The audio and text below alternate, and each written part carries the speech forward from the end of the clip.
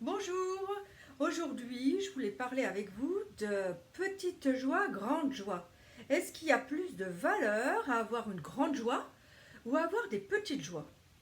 Quand vous êtes sur ce type de critères, vous êtes dans l'analyse, dans le jugement. Et le jugement, c'est mental, c'est pas du tout corporel. Vous allez, d'où vient cette hiérarchisation des grandes joies et des petites joies? De votre entourage, de la perception que vous avez de vous-même, une façon de vous donner tort.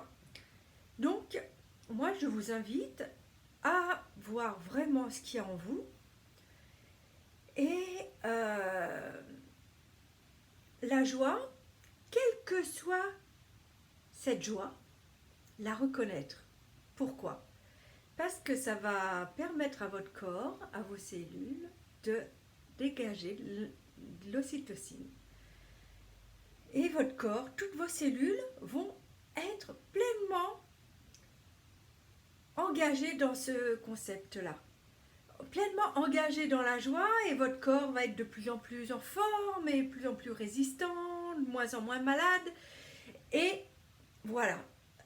Mais il n'y a pas de petite... Pour le corps, la joie, passer un moment agréable avec quelqu'un, passer un coup de fil, découvrir quelque chose de nouveau qui vous fait vous sentir vivant. Tout ça, pour le corps, ça a la même valeur. Ça n'a pas de... C'est le plaisir, la source, même si c'est fugace. C'est mieux si vous arrivez à pouvoir vivre ça plus longtemps. Mais déjà, si dans un premier temps, c'est absent de votre monde, mais en fait, ce n'est pas absent, vous ne l'identifiez pas, vous ne le reconnaissez pas. Donc moi, je vous invite à reconnaître même ces tout petits instants où vous avez vu des choses anodines qui vous ont fait avoir le sourire, rire, même si vous ne riez pas aux blagues de votre entourage. Peu importe, il n'y a pas de jugement là-dessus. Éveillez en vous cette capacité d'accueil des petits éléments et surtout de reconnaissance que c'est présent. Juste ça. Waouh! J'ai eu de la joie, j'ai eu du plaisir. Parce que bien souvent, on est dans notre quotidien et on n'est même plus présent sur ces moments-là. Par contre, on va donner une importance énorme à tout ce qui ne fonctionne pas, tout ce qui est lourd, tout ce qui est contraignant. Alors que pourquoi nous n'accordons pas autant d'importance à ce qui est léger, ce qui est joyeux, ce qui nous fait rire, ce qui nous fait sourire et être juste présent avec ça et pouvoir le vivre. Et plus vous serez présent.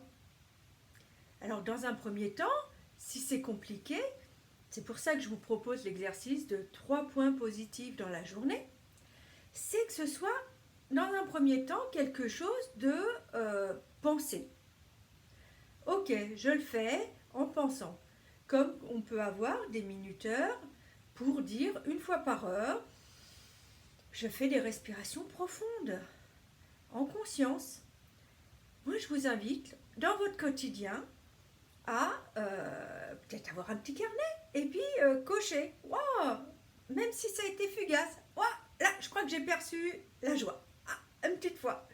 Et puis, comme ça, vous allez voir que jour après jour, vous n'aurez plus besoin de votre carnet pour l'appréhender, mais vous serez en capacité de percevoir ces petits moments fugaces, un papillon qui passe devant vous et où la lumière se reflète sur ses ailes et wow, c'est beau, c'est beau. Reconnaître, voir ce qu'il y a autour de vous qui est beau, joyeux, sympa. Et ça va éclairer votre quotidien sous un autre jour. Oui, les choses contraignantes seront toujours présentes, mais elles seront peut-être plus la même place dans votre vie.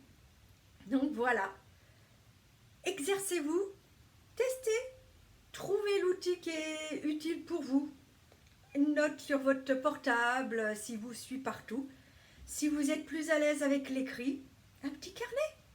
Prenez l'outil qui vous permet d'être confortable avec vous. Et puis, à bientôt pour le prochain bonus.